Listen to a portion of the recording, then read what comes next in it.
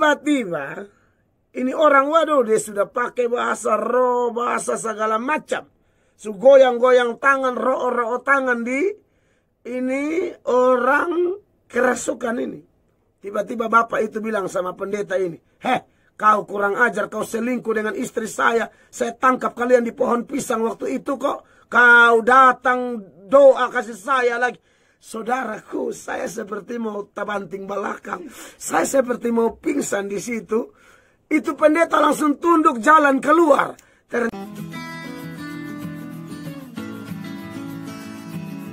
Pendeta, yeah. Dan kita lanjut lagi ke pertanyaan yang kedua dari orang yang sama tadi. Oh.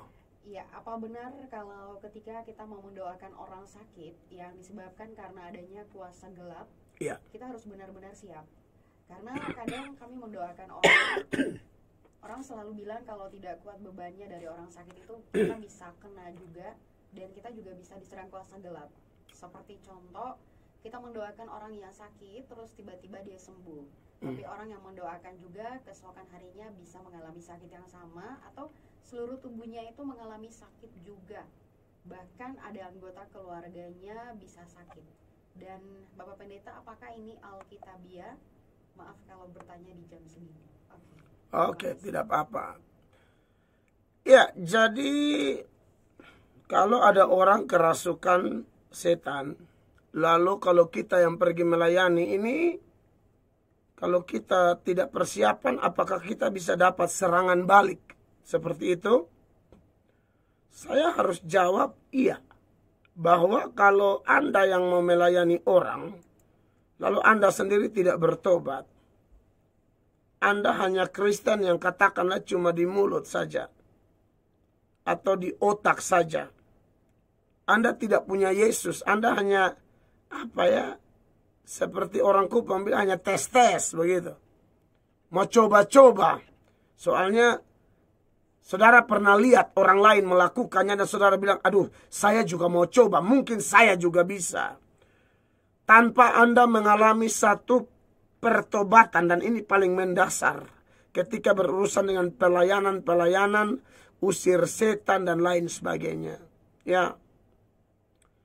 Ya, karena kita tahu bahwa setan ini kan kerja macam-macam. Bisa kasih penyakit, bisa kasih tantangan, bisa kasih ini, bisa kasih itu.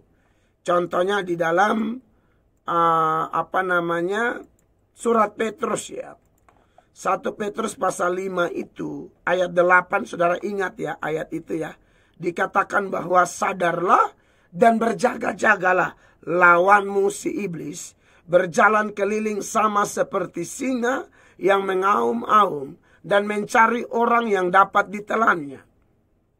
Lawanlah dia dengan iman yang teguh, sebab kamu tahu bahwa semua saudaramu di seluruh dunia menanggung penderitaan yang sama.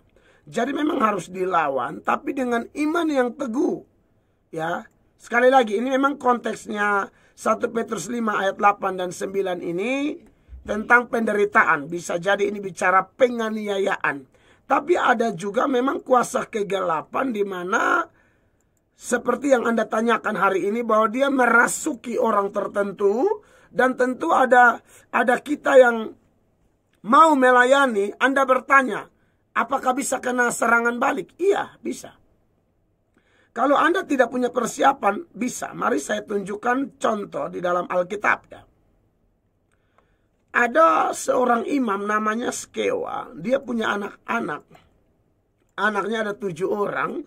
Tapi anak-anak ini sekalipun bapaknya imam, tapi anak-anaknya tukang jampi. Anak-anaknya justru hidupnya tidak benar. Ada sinkritisme, percaya Tuhan tapi percaya setan. Ya, begitu. Jadi dua-dua dia pegang. Nah, ini yang jadi masalah. Saya contohkan. Perhatikan Kisah Para Rasul pasal 19 mulai ayat 13. Juga beberapa tukang jampi Yahudi yang berjalan keliling di negeri itu, garis bawahi, mencoba menyebut nama Tuhan Yesus atas mereka yang kerasukan roh jahat dengan berseru. Berseru bilang apa? Katanya, aku menyumpahi kamu demi nama Yesus yang diberitakan oleh Paulus. Siapa mereka?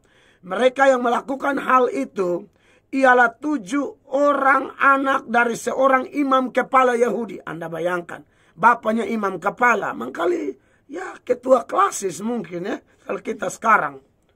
Ya, ini imam kepala nih, ketua klasis atau gembala sidang mungkin ini. Ya. 7 orang anak dari seorang imam kepala Yahudi yang bernama Skewa. Ayat 15. Tetapi roh jahat itu menjawab. Anda lihat ini, setan juga lihat orang. Setan juga tahu ini yang datang doa ini hamba Tuhan yang benar-benar hidup suci, hidup kudus, taat Tuhan, setia, ya bukan penipu, bukan putar balik, atau putar balik, atau penipu, pembohong.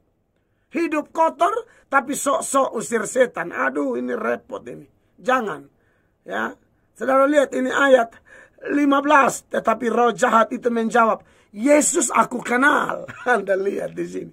Dan Paulus aku ketahui. Tapi kamu, siapakah kamu? Anda lihat di sini. Jadi saudara-saudara, jangan coba-coba ya usir setan lalu hidup kita tidak beres, ya. Yesus aku kenal dan Paulus aku ketahui, tetapi kamu, siapakah kamu? Satu kali beberapa tahun yang lalu, antara berapa tahun lalu ya, cukup lama ini, mungkin 18 tahun lalu, saya awal-awal ikut doa-doa orang begini. Jadi ada kenalan kami, bapaknya kerasukan setan. Coba kerasukan setan dan jam 8:30 pagi, Pak. Ini kerasukan setan dengan jam 2 pagi. Jadi waduh ini kita juga antara masih mabok mengantuk, tapi mereka bilang, tolong dulu ya, kami lari pergi doa. Ternyata waktu kami sampai di sana sudah ada banyak pendoa. Loh, kenapa panggil kami? Kan pikirnya begitu. Tapi ya sudahlah, kita datang begitu. Waktu datang ini, waduh, ada satu pendeta hamba Tuhan tertentu. Wah, doa goyang-goyang tangan. Ya, saya tidak mau sebut nama. Ya, karena ini pengalaman orang, toh. Contoh saja, kan kasusnya boleh diangkat. Jadi, saya dengan tim, bukan saya sendiri, saya punya tim sendiri, tim pendoa. Waktu itu 19 tahun lalu lah kurang lebih itu. Saya belum berangkat ke Jakarta, saya masih SMA itu. Saya masih belajar pelayanan. Tiba-tiba, ini orang, waduh, dia sudah pakai bahasa roh, bahasa segala macam. Goyang-goyang tangan, roh tangan di ini orang kerasukan ini. Tiba-tiba bapak itu bilang sama pendeta ini, kau kurang ajar, kau selingkuh dengan istri saya tangkap kalian di pohon pisang waktu itu kok. Kau datang doa kasih saya lagi. Saudaraku, saya seperti mau tabanting belakang. Saya seperti mau pingsan di situ. Itu pendeta langsung tunduk jalan keluar. Ternyata ini pendeta ini mungkin gara-gara dia ini bapak antara kerasukan setan atau stres bagaimana, karena istrinya selingkuh dengan pendeta ini. Tapi pendetanya datang, orang Kupang bilang roh tangan, bahasa roh atau bahasa roh betul keputar balik. Sebab kalau tukang selingkuh itu, maka bahasa rohnya juga saya ragu sekali. Saya mulai itu saya belajar, aduh, ternyata urusan dengan setan ini jangan hidup sembarangan, dia bikin malu. Anda lihat seperti di ayat 15 dari Kisah 19. Tetapi roh jahat itu menjawab, Yesus aku kenal dan Paulus aku ketahui. Tetapi kamu, siapakah kamu? Anda lihat itu. Jadi memang melayani yang begini-begini hidup harus betul-betul diserahkan kepada Allah. Minta kepenuhan Roh Kudus. Jangan ada hati busuk, iri hati, atau pikiran mesum. Ada hati kotor mau selingkuh kiri kanan. Tapi usir setan. Setan hantam kau, nanti kau hilang kira. Saya kasih tahu memang. Dan itu memang Tuhan izinkan. Tuhan memang izinkan supaya setan mempermalukan orang-orang kurang ajar seperti ini. Buktinya Tuhan pernah izinkan roh jahat masuk dalam Saul ketika Roh Kudus mundur. Ya, saudara boleh baca itu di 1 Samuel kan, pasal 16 ayat 14 itu. Roh Allah mundur, Saul diganggu oleh roh jahat. Itu atas izin Allah.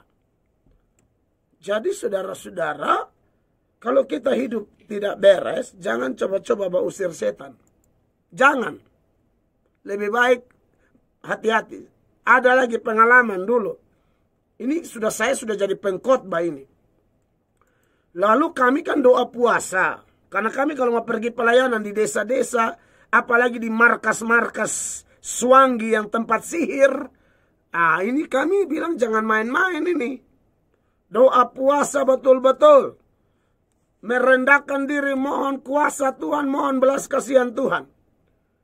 Lalu saya peringatkan, saya dan semua anggota yang lain yang dianggap senior di situ. Tapi saya belum senior sebenarnya, tapi dari hasil doa disepakati saya pembicara. Lalu diingatkanlah kepada yang tidak ikut doa, yang apa, Anda kalaupun ikut ke sana, Anda ikut saja ya. Kalau kami doakan orang yang kami altar call, kami tantang bertobat, ada orang kerasukan atau apa, Anda jangan ikut mendoakan ya. Kami sudah pesan dari Kupang sini. Itu kami pergi kegiatan di Tampa desa bernama Knino. Knino ini, saudara, pokoknya dia mau arah-arah menuju Bitcoin Oemoro sana. Ya, di Knino. Jadi, betul, saya khotbah waktu itu tidak lama. 15-20 menit. Karena memang kami puasa minta pertolongan Tuhan. Saudara, itu saya tantang bertobat. Semua berlutut menangis satu desa itu. Semua, tidak ada yang tidak. Dan itu mengagetkan sekali buat saya. Nah, waktu saya sudah altar call, mereka sudah menangis, meraung. Lalu terjadi kelepasan mujizat di sana. Ini anak-anak yang dari Kupang yang kami sudah bilang, kalian jangan mendoakan. Mereka tidak dengar kami, saudara-saudara. Mereka naik dan doakanlah orang-orang ini. Maka apa yang terjadi? Mereka kerasukan toh. Ini kisah nyata ini. Saya bukan omong dengan main-main. Ayat ada, pengalaman ada. Jadi kerasukanlah. Itu beta punya darah tinggi. Beta angkat sandal ke babi. Beta emosi sekali. Jadi akhirnya kami mesti layani jemaat, layani tim yang kerasukan. Yang kepala batu sudah bilang jangan ikut doa. Nah, dari kasus ini saya hanya mau kasih tahu bahwa tidak bisa kita sembarang melayani kalau hidup kotor ya. Anda lihat di sini ya, ayat 15. Tetapi roh jahat itu menjawab, Yesus aku kenal dan Paulus aku ketahui. Tetapi kamu, siapakah kamu? Dan orang yang dirasuk roh jahat itu menerpa mereka dan menggagahi mereka semua dan mengalahkannya. Sehingga mereka lari dari rumah orang itu dengan telanjang dan luka-luka. Maka saudara hati-hati ya. Dan juga Anda yang hidup kotor tapi mau sok melayani ini itu. Nanti mungkin setan tidak buat Anda begini, tapi Anda bisa kena di yang lain. Waktu Tuhan izinkan, Tuhan permalukan Anda, Tuhan permalukan pakai setan. Bisa. Ya. Sudah bersinah tapi mau bela-bela diri. Aduh, jangan coba-coba. Lebih merendahkan diri, mengaku dosa, berubah. Ya. Jadi buat Anda yang bertanya, menurut saya memang harus hati-hati, harus ada persiapan diri ya. Karena serangan setan itu bervariasi. Jadi pada prinsipnya bertobat dulu baru ikut melayani yang begini-begini. Jangan ikut rame ya. Tuhan berkati.